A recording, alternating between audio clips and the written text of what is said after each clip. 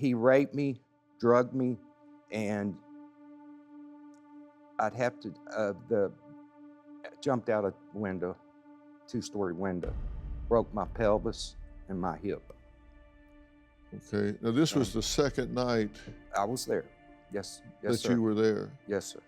And you said he drugged you and raped you. Yes. And he also beat you. Yes, he beat me so hard that I of course yelled, but if I yelled, he would hit me harder to stop the yelling. I just gave up. I just gave up, you know? And I cannot, for the sake of me, understand why anyone would want to glamorize that guy at all. That's sick. You know, it has to stop. Dr. Phil, I believe the military knew. I spent a many a night laying in my house, and I'm like, how could they not know? Because I was in the military. He had a very short stint. I was in almost 10 years. And so, you know, I knew the structure on how it went. You make formation, which is where you're accounted for, where we have all the cooks, whatever. And then you run, you shower, and then you go to your particular job area. This man never made formation. Jeff made formation when I was there. How in the heck could they not know that this man was being tortured? I wrestled with that, and I finally came to the conclusion that everything in this spiritual realm or in the flesh is not for me to know. Something, God knows all.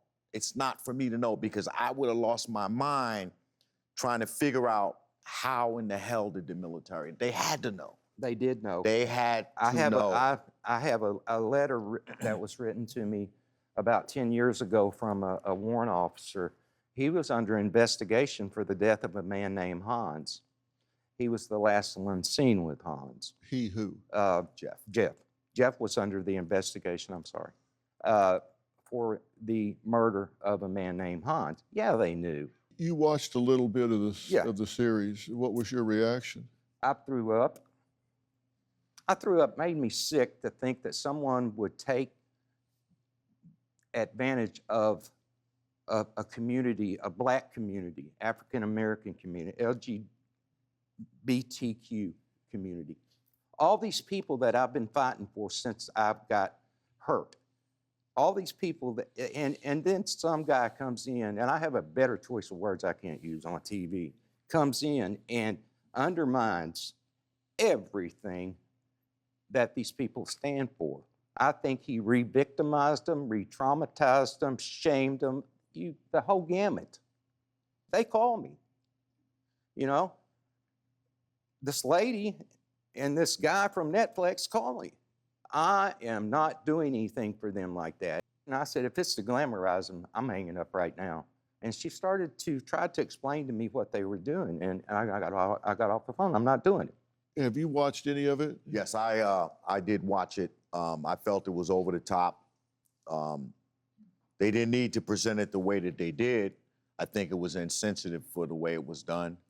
The majority of people know the story, at least the civilian part of it. I think they glamorized it.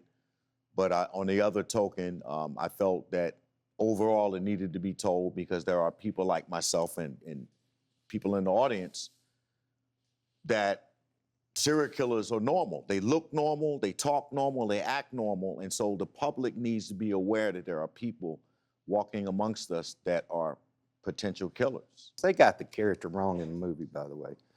I don't know where they came up with that. I actually watched some of it, and it did trigger me, and you know, that's not how he acts. Jeff is very charming, very charismatic. He was successful at everything he did in there. Do you have a story or a question for me? Click the link in the description and tell me what in the world is going on.